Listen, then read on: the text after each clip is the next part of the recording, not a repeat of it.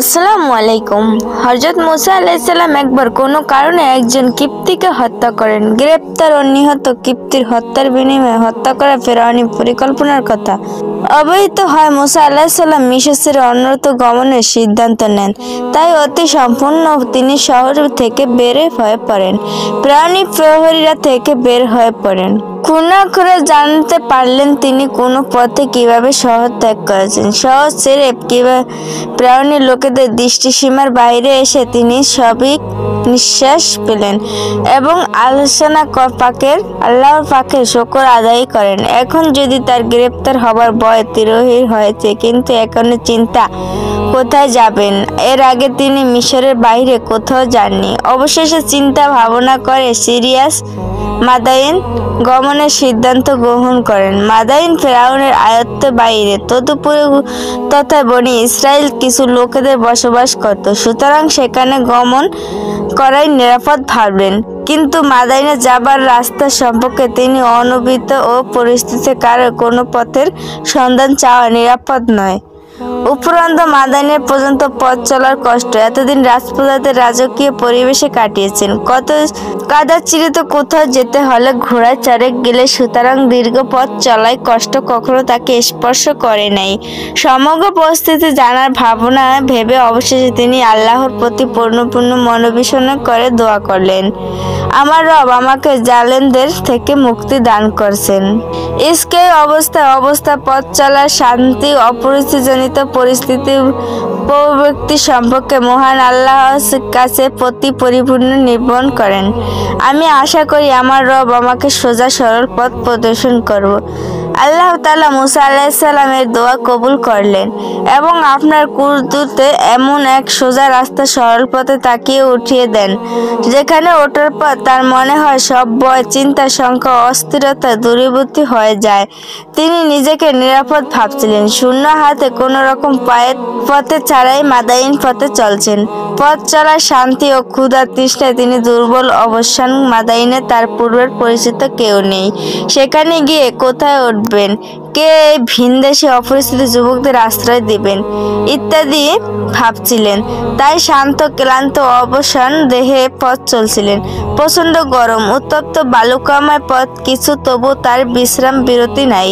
চলছেন তো চলছেনই। মিশন থেকে মাদাইন দূরত্ব 10 ক্রোশ, মাতারান্তে 7 দিনের পথ। অবশেষে তিনি মাদাইনের উপনীত হন। মাদাইন নামে এক হযরত মুসা ইব্রাহিম আলাইহিস সালামের এক পুত্র সন্তান এলাকায় বসবাস করতেন। তাই এই এলাকায় মাদাইন নামে পরিচিতি লাভ করে। মুসা আলাইহিস সালাম যখন মাদাইনে উপনীত হন, তখন সেই অঞ্চলের নবী ছিলেন হযরত শুআয়ব আলাইহিস সালাম। তিনি ইব্রাহিম আলাইহিস সালামকে খালিলুস সুন্নাহ আলাইহিস সালাম এর পুত্র, মাদাইনে অবস্থান বংশধর। ঐতিহাসিকগণ অভিমত করেছেন এবং যে মাদাইন হিজরতকালে মুসা আলাইহিস সালামের বয়স ছিল 30 বছর। প্রচন্ড গরম, উত্তপ্ত বালুকাময় পথ সহ করে মুসা আলাইহিস সালাম মিকতে মাদাইনে পৌঁছেছেন। এখন তিনি ফেরাউনের সন্ত্রাস কর্তৃক দীপ্ত হবার দুর্দান্ত মুক্ত, কিন্তু তিনি তখন অবিবাহিত হতে পারেন নাই যে তিনি মাদাইনে উপনীত হয়েছেন। দীর্ঘ পথ চলায় শান্তিজনিত আবাসন্নতা, তদুপরি ক্ষুধা তৃষ্ণা সব মিলিয়ে তিনি অত্যন্ত দুর্বল হয়ে পড়েন। তার দৈহিক আবাসাত ও অবসন্নতা দূরীকরণে তিনি এক বৃক্ষ ছায়ার অবস্থান করেন। বৃক্ষর অদূরে একটি পানির কুয়া রয়েছে। তিনি দেখলেন অনেক লোক স্ব পশুদের পানি পান করেছেন। উদ্দেশ্য সেখানে একত্র হয়েছে। একে একে সবাই নিজ নিজ পশুগুলোকে পানি পান করিয়ে যাচ্ছে। দুটি মেয়ে কয়েকটি পশু নিয়ে এনেছিল পানি পান করানোর জন্য। দুটি মেয়ে সেখানে আসছিল পানি পান করানোর জন্য, কিন্তু তারা রাখাল দলের ভিড় এড়িয়ে দূরে দাঁড়িয়ে আছে। দেখে মনে হচ্ছে এরা অভিজাত নন্দিনী। তাই কূপের পাড়ে এসে রাখাল ছেলেদের সাথে তালগোল একসাথে নিজের পশুগুলো পান করানো তাদের জন্য সম্ভব হয়ে উঠছে না। কিন্তু তিনি বৃক্ষ ছায়ার উপবেশন করে মেয়ে দুটির অবস্থা সচকিত দৃষ্টিতে পর্যবেক্ষণ করছিলেন। কিন্তু তাদের পশুগুলো বারবার পানির প্রতি ধামনা হচ্ছে, আর তারা সেগুলো ফিরিয়ে রাখছে। কূপের পারে আগত এই দুইটি মেয়ে হযরত শুআয়ব আলাইহিস সালামের কন্যা। শুআয়ব আলাইহিস সালামের সময় বয়সে ভারে ন্যায্য, তার কোনো পুত্র সন্তান ছিল না। তদুপরি তার পরিবারে এমন কোনো পুরুষ লোক ছিল না যে তার ঘর গৃহস্থলী এসব কাজ করতে পারে। বয়সের কারণে তিনিও নিজে এসব কাজ অক্ষম, তাই একান্ত বাধ্য হয় তার কন্যাদের ঘর গৃহস্থলী কাজ করতে হয়। শুআয়ব আলাইহিস সালামের কন্যাদের বড় জনের নাম সফুরা আর ছোট জনের নাম সবুরা বলে জানা যায়। পরবর্তী সফুরা মুসা আলাইহিস সালামের প্রতিনিধিত্বে বরিত হন। মুসা আলাইহিস সালাম এগিয়ে গিয়ে বোনদেরকে অপেক্ষা কারণ জিজ্ঞাসা করলেন। তারা নিজেদের পারিবারিক অবস্থা বিবৃত করতে বললেন। পরপুরুষ ভিড় ঠেলে কাজ করা আমাদের পছন্দীয় নয়, একান্ত বাধ্য হয়ে আমরা এখানে এসেছি। পরিবারের সক্ষম কোনো পুরুষ মানুষ থাকলে আমরা আসতাম না। এখন আমরা রাখালদের প্রস্থানদের অপেক্ষায় আছি, প্রতিদিন আমরা তাই করে থাকি। তারা চলে গেলেই আমাদের পশুগুলো পানি পান করাই। তাদের কথাবার্তা শুনে তারা যে অভিজাত বংশের নন্দিনী এ ব্যাপারে তিনি নিশ্চিত হন এবং তাদের সাহায্যে এগিয়ে আসেন। তিনি রাখালদের ভিড় ঠেলে তাদের পশুগুলোকে পানি পান করা দিয়ে পুনরায় বৃক্ষ ছায়ার গিয়ে উপবেশন করেন। কন্যাদের গৃহ অভিমুখে চলে যায়। মাদাইনের কূপের নিকট উপনীত হওয়ার এবং শুআয়ব আলাইহিস সালাম এর কন্যাদের পশুগুলোকে পানি পান করানো, তাদের সাথে কথোপকথন ইত্যাদি সম্পর্কে আলোচনা আল্লাহ তাআলা।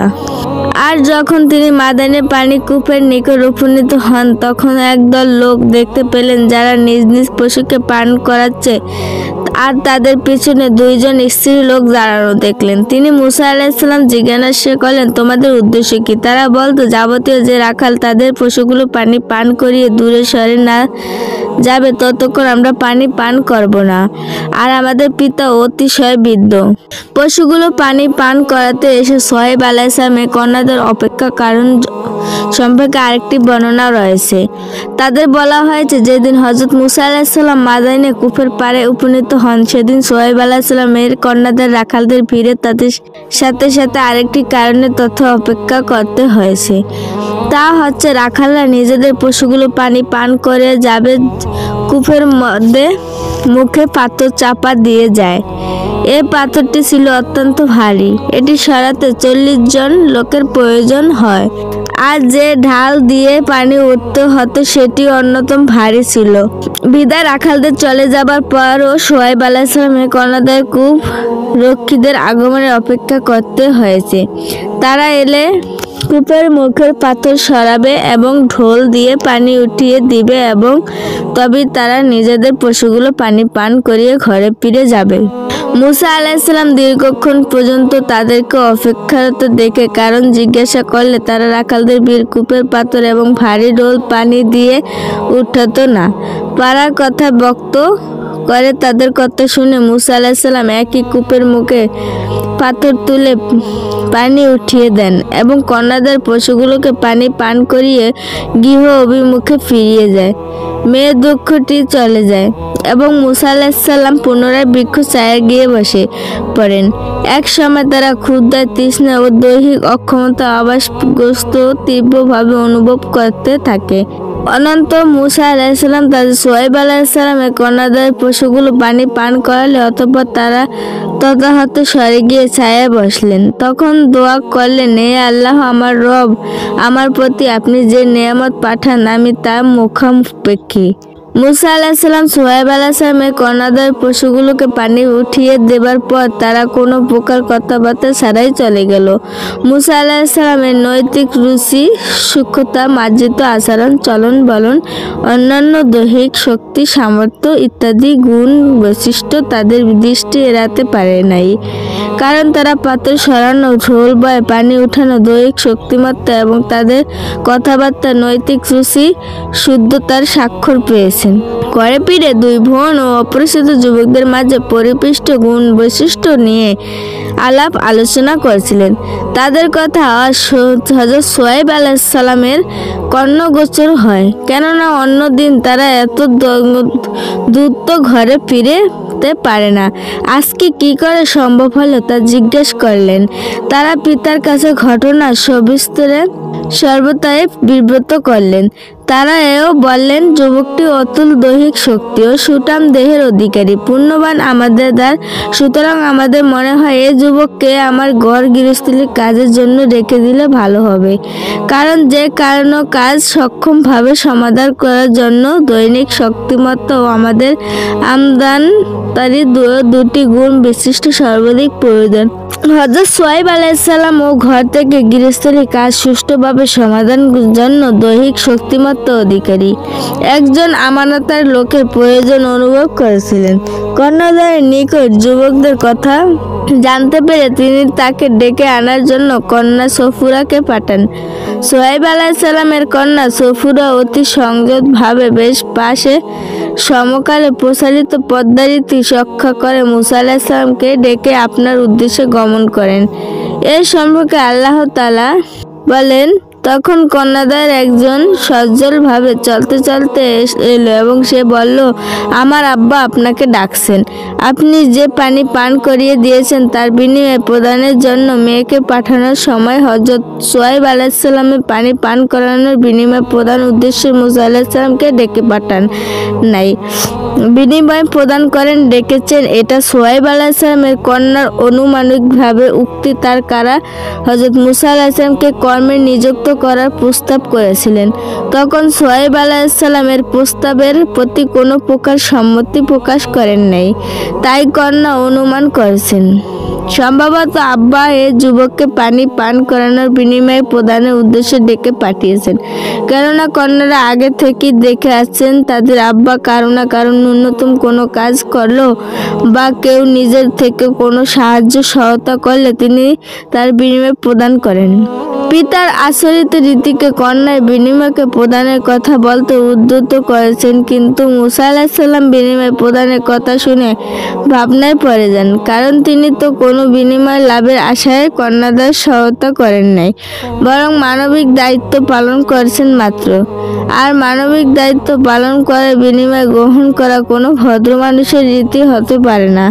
অন্যদিকে একজন বৃদ্ধ সম্মানিত মানুষের আহ্বান প্রত্যাখ্যান করো অসমিছেন এসব 7-5 ভাবতে ভাবতে তিনি শুআয়ব আলাইহিস সালামের কন্যার সাথে গমন করেন। যেহেতু মুসা আলাইহিস সালাম এখন অপরিচিত মানুষ, পথঘাট তার অজানা অচেনা, তাই শুআয়ব আলাইহিস সালামের কন্যা তাকে পথ দেখিয়ে নেওয়ার উদ্দেশ্যে আগে চলতে চাইলেন। মুসা আলাইহিস সালাম ভাবলেন, উঠিতে বসিয়া বয়সের একটি মেয়ে সামনে দিয়ে পথ চলতে থাকলে তার প্রতি দৃষ্টি ক্ষতিগ্রস্ত হবে, তাই তিনি বললেন, বোন তুমি পেছনে থেকে আমাকে পথ দেখানোতে থাকো, আমি ভুল পথে চলে গেলে তুমি আমাকে পথ নির্দেশন করো। এভাবে শুআয়ব আলাইহিস সালামের কন্যার পেছনে রেখে তার মৌখিক নির্দেশ হলো মুসা আলাইহিস সালাম শুআয়ব আলাইহিস সালামের অবস্থানে পৌঁছে যান। শুআয়ব আলাইহিস সালামের বাড়িতে পৌঁছার পর তিনি মুসা আলাইহিস সালামকে খেতে আহ্বান করেন। এই আহ্বানের জবাবে মুসা আলাইহিস সালাম বলেন, আল্লাহর আপনার ভালো করুক। কারণ তার এই কথা বলার উদ্দেশ্য তিনি মানবিক সাহায্য দানের বিনিময়ে সম্পূর্ণরূপ কিছু গ্রহণ করতে সম্মত নন। শুআয়ব আলাইহিস সালাম জিজ্ঞাসা করলেন, কেন খাবে না তুমি, কি ক্ষুধার্ত নয়? মুসা আলাইহিস সালাম বলছেন, আমি অবশ্যই ক্ষুধার্ত এবং তা বেশি রকমে, কিন্তু কাউকে কোনো মানবিক সাহায্য দানের বিনিময়ে পৃথিবীতে পূর্ণ স্বর্ণ হলো আমি তা গ্রহণ প্রস্তুত নই, কেননা মানবিক সাহায্য সহায়তা প্রদান আখিরাতের আমল, আর আমি এমন এক বংশধর সন্তান যার কোনো মূল্যে আখিরাতের কোনো আমল বিক্রি করতে রাজি নেই। এবার শুআয়ব আলাইহিস সালাম বলছেন, না তোমাকে খাওয়ানোর জন্য কিছু বিনিময় নয়, বরং অতিথি পরায়ণতা আমার উত্তরাধিকারী সূত্রে প্রাপ্ত, তাই আমি অতিথি অভ্যাগতদেরকে আহার করিয়ে থাকি। সুতরাং তুমি যে কারণে শঙ্কিত হতে খেতে অস্বীকার করছো, এখন এমন কোনো কারণ অনুপস্থিত। শুআয়ব আলাইহিস সালাম এর উত্তর শুনে মুসা আলাইহিস সালামের সাথে সাথে খেতে বসে যান। খাওয়া শেষে হযরত শুআয়ব আলাইহিস সালাম তার নাম, পারিবারিক সমগ্র অবস্থান এবং কেননা তার মাদাইনে আসা ইত্যাদি বিষয় জিজ্ঞাসা করলেন। মুসা আলাইহিস সালাম তার নিকট মাদাইনে উপনীত হওয়ার কারণ সব ঘটনা বর্ণনা করেন। তার বর্ণনা শুনে সোহাইব আলাইহিসসালাম তাকে উভয় দান করেন। মুসা আলাইহিসসালাম তখন তার নিকট আসলেন এবং সমগ্র অবস্থা বিবৃত করলেন। তখন তিনি বললেন, ভীত হও না, তুমি জালেমদের থেকে রক্ষা পেয়েছো। সোহাইব আলাইহিসসালাম হযরত মুসা আলাইহিসসালামকে সান্নাতা ও অভয় দিয়ে বললেন, এখন তুমি সম্পূর্ণ নিরাপদ, ভয়ের কারণ নেই, কারণ তুমি ফিরআউনের রাজনীতি এলাকার বাইরে এসে গেছো। এখানে ফিরআউনি রাজকীয় কর্তৃক কোনো কার্যকারিতাই নাই, তাই তোমার শঙ্কিত থাকার পর্দার আড়াল থেকে তাকে পিতার ভিন দেশি যুবকদের কথোপকথন শুনছিল। কন্যাদের মধ্যে যাকে সপুরা পিতাকে বলল, আব্বা, এই যুবককে আমাদের সাংসারিক কাজকর্ম করার জন্য রেখে দিন, কারণ এই যুবক অধিক শক্তিবত্ত অধিকারী এবং আমনাততে আমার সাংসারিক কর্মকাণ্ডের জন্য এমন ধরনের লোকই প্রয়োজন। কন্যাদের একজন বলল, আব্বা, আপনি তাকে কর্মচারী রাখুন, কেননা সে উত্তম কর্মচারী, শক্তিশালী এবং আমানতদার। কন্যারা এই প্রস্তাবে সোহাইব আলাইহিসসালাম বুঝে পেলেন ভিনদেশী অপরিচিত এই যুবক তার কন্যাদের কাছে পছন্দীয়, কারণ মানুষের সাধারণ প্রকৃতি হচ্ছে অপছন্দনীয় কোনো লোকের প্রশংসা করে না। এক্ষেত্রে তার আমানতদারি প্রশংসা করছে। তিনি কন্যাদের কাছে জানতে চাইলেন, তোমরা তার আমানতের গুণের পরিচয় পেলে কি করে? শক্তিমাত্রা পরিচয় তো পেয়েছে তোমাদের পশুগুলোর কূপ থেকে পানি পান করানোর মধ্যে, কিন্তু আমানতদারি গুণের পরিচয় তোমাদের পাবার কথা নয়। কন্যাদের উত্তর দিল, পানি পান করানোর সময় এবং আপনার আহ্বানে আমাদের ঘরে আসার সময় প্রতিমধ্যে আচার আচরণ চলন বলে আমরা তার আমানতদারি গুণের পরিচয় লাভ করেছি। সোহাইব আলাইহিসসালাম কন্যাদের যুক্তি স্বীকার করেন। যুবক মুসা আলাইহিসসালাম সম্পর্কিত কন্যাদের কথাবার্তা আশ্চর্যজনক হয়তো সোহাইব আলাইহিসসালামের আস্থা হলো, এবং যদি কন্যাদের কাউকে এই যুবকের নিকট বিয়ে দেবার প্রস্তাব করি তাহলে সে আমত করবে না। তার এরূপ আস্থার ভিত্তিস্থল তার কন্যাদের যখন যুবকদের কর্মচারী রাখার প্রস্তাব করে তখন সে অস্বীকার করে নাই। সুতরাং কন্যাদানের প্রস্তাব কর্মে নিযুক্ত করার প্রস্তুতভাবে চাইতে উত্তম, তাই তার অস্বীকার হবার কথাই নয়। অতএব সোহাইব আলাইহিসসালাম ভিনদেশী অপরিচিত যুবক মুসা আলাইহিসসালামের নিকট সরাসরি নিজের কন্যার বিয়ে দেবার প্রস্তাব দেন, এবং এই সম্পর্কে আল্লাহ তাআলা বলছেন, ইরশাদ করেন, তিনি সোহাইব আলাইহিসসালাম তাকে মুসা আলাইহিসসালামকে বলেন, আমি আমার এই কন্যাদের একজনকে তোমার সাথে বিয়ে দিতে ইচ্ছা করি। শর্ত হলো তুমি 8 বছর আমার চাকরি করবে, এটা বিয়ের মহারণা। অতঃপর তুমি যদি 10 বছর পূর্ণ করে তবে তা তোমার পক্ষে হতে অনুগ্রহ হবে, আর আমি একটি উপর কোনো চাপ প্রয়োগ করতে ইচ্ছা করি না। আল্লাহর ইচ্ছায় তুমি আমাকে সদাচরী পাবে। হযরত মুসা আলাইহিসসালাম সোহাইব আলাইহিসসালামের প্রস্তাব গ্রহণ করে বললেন, তিনি মুসা আলাইহিসসালাম বললেন, আমারও আপনার মাঝে এটাই সিদ্ধান্ত, এই 2টি মেয়ের যেটাই পূর্ণ করি আমি প্রতি কোনো বাধ্যবাধকতা থাকবে না। আমার আর বলছি, আল্লাহর এই সাক্ষী রূপে যথেষ্ট। এর সাথে যুক্তি মোতাবেক মুসা আলাইহিসসালাম 8 বছর পর্যন্ত তার কর্মে নিযুক্ত থাকেন, এমনকি সে 2 বছর ইচ্ছাদারহীন ছিল এবং তা পূর্ণ করেন, এবং পুরো 10 বছর তিনি সোহাইব আলাইহিসসালামের কর্মে নিযুক্ত থাকেন। আর সোহাইব আলাইহিসসালাম চুক্তির শর্তানুযায়ী কন্যা সফুরাকে হযরত মুসা আলাইহিসসালামের নিকট বিয়ে দেন।